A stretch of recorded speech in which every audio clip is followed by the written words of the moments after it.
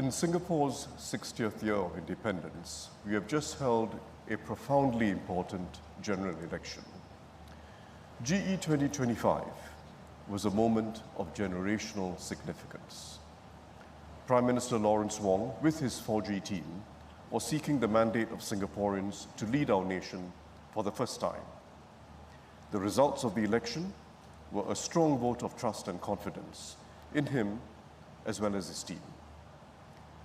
GE2025 also marked a further transition in the electorate itself. Many were younger voters. They had lived through neither the struggles nor the transformations of our first few decades of independence, of nation building. But they have their own concerns and carry their own aspirations and hopes for what Singapore can become. In this election, Singaporeans were choosing not just their representatives in Parliament or the town councillors who would look after their neighbourhoods, but also the political leadership who will write the next chapter of the Singapore story with them.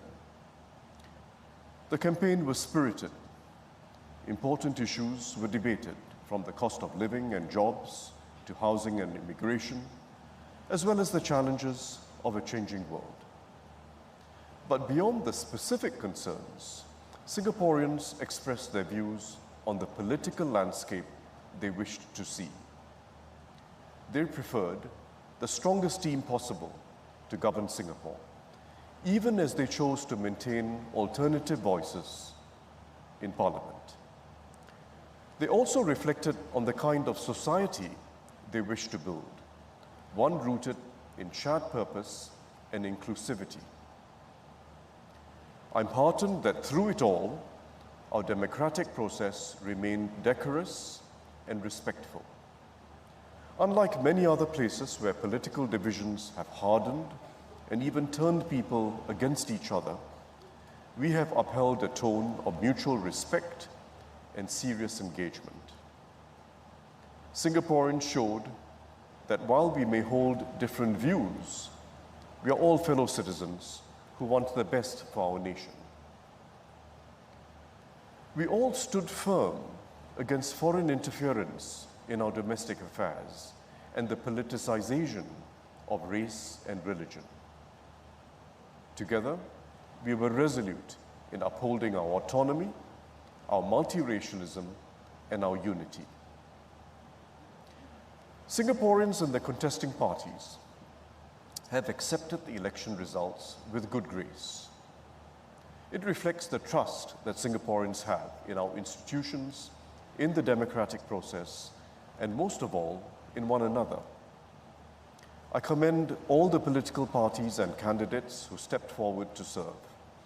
They committed their time, energy, and ideas, and courageously opened themselves to public scrutiny.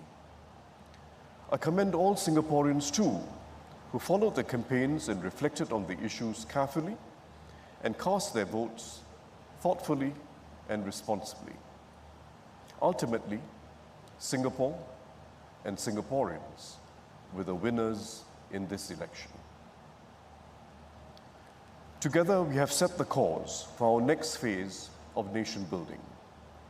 We have also sent a strong signal to the world of our unity and collective resolve in shaping our own future.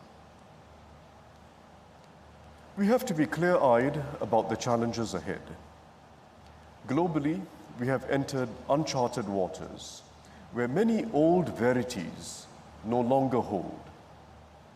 Strategic rivalries between the major powers are deepening, the global economy is fragmenting, and multilateralism is steadily eroding. Narrower, more nationalistic, and opportunistic approaches to trade and diplomacy are taking hold. More than most, small states like Singapore will feel the weight of these geopolitical cross-currents. Our well-being has always depended on a stable, rules-based international order.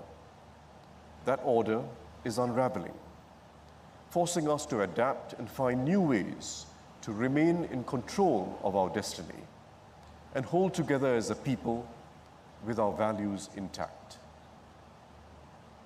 There is no telling whether this global disorder will eventually subside, but there is no returning to the world we knew over our first 60 years of nationhood. Domestically too, we must respond to long-term challenges with careful forethought and bold actions. Our population is steadily aging. This will reshape our workforce, our health and community care systems, and the fabric of neighborhood life. We have to adapt to this demographic shift in ways that retain our optimism as a society. At the same time, we must prepare for an increasingly challenging economic future. This means, above all, investing creatively in education, skills training, and lifelong learning so that every Singaporean has the full chance to do well and contribute, and we build new sources of competitiveness together. These are not just challenges for the government. They are challenges for all of us as Singaporeans. Our best hope of overcoming them lies in unity and solidarity. We must continue to stand together, regardless of race or religion, so that our diversity continues to be our strength, not a vulnerability. We must remain a people whose well-being is tied up with each other's and who look out for those who are disadvantaged. This spirit of solidarity has sustained Singapore for 60 years. It is how we endured crisis after crisis. May this same spirit continue to guide us for many years to come. I urge all members of Parliament, whether government or opposition, to remember the solemn responsibility you have been entrusted with. You have been elected to serve Singapore and Singaporeans. Debate in Parliament with conviction, but always with respect. Argue your case vigorously, but never compromise on honesty and integrity. Critique policies robustly, but also offer alternatives for evaluation. Above all, remember that you all share the same ultimate goal: to build a fulfilling and cohesive future for Singaporeans. GE2025 has given Singapore a strong and capable government led by Prime Minister Lawrence Wong. His team is a good balance of experienced leaders and new members, a combination of wisdom, fresh perspectives, and deep resolve. They have been tested in crises and shown their ability to govern with integrity, empathy, and courage.